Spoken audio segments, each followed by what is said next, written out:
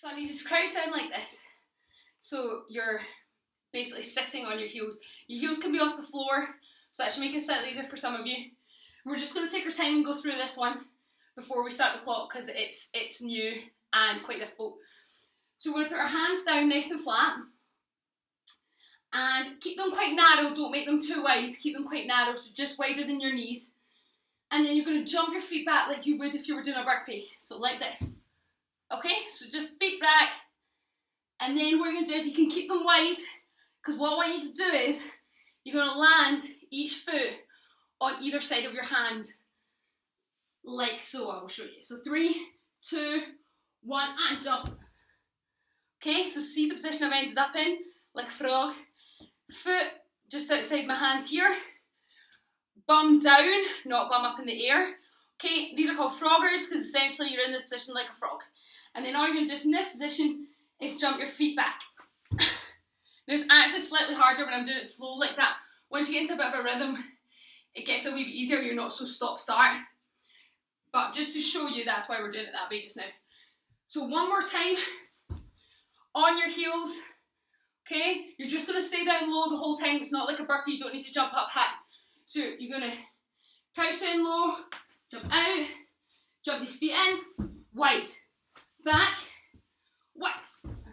Okay, bum down at this part, bum down at this part. Now it's going to go up and steer your bum obviously as you're jumping in and out, but as long as when you land you get that bum down. That's going to be the tough part. What I imagine for some of you it's going to look like, and don't worry if it looks a bit like this, but it might end up looking, imagine I've got my feet back, it might end up looking a bit like this. Okay, and then you really have to force it down and your feet are back here. That's okay. You will progress into it, you'll loosen up, you'll get stronger, your core will get stronger. So there are so many ways to progress this exercise. So don't worry if it's looking a bit sort of only halfway here, that's fine. Just do what you can. As long as you're really trying, what I want you to do is make sure you're focusing on trying to get those feet wider than your hands. That's what you've got to really think about. Because if you're just trying to jump them in like to here, like a squat thrust, then you're losing all the flexibility element of the exercise, which is what we want to work on. So I really want you to try and keep those feet wide and land them outside of your shoulders. Okay, 3. So I would just probably start in a plank. That's probably the easiest place to start. So let's all start in a plank. Hands quite narrow. 3, 2, 1, let's go. So hands narrow, jump them in and down. Back out, in and down, and out, in and down, out, in and down, out, in, bum down. Good. And in, bum down. One more. And in, and back out and rest. Excellent. I'm hoping that's going okay for you guys at home. Let's get ready for a second set. 3, 2, 1. Let's go for it. Keep the hands narrow. That'll make it a wee bit easier. Bum down. And in. And out. I know it's a bit ridiculous. I will fully agree with that. Halfway through. But it's so good. It's such good exercise. 10 seconds. And let's face it, most exercises are a wee bit ridiculous. 5 seconds. One more. And rest.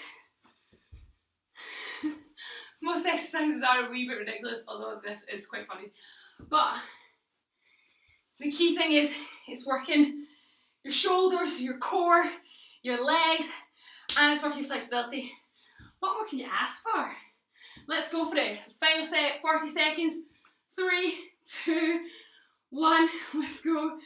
Feet, hands nice and narrow. And jump. And out. And jump. Hopefully by this third set, although you're getting tired, hopefully your flexibility is getting slightly better.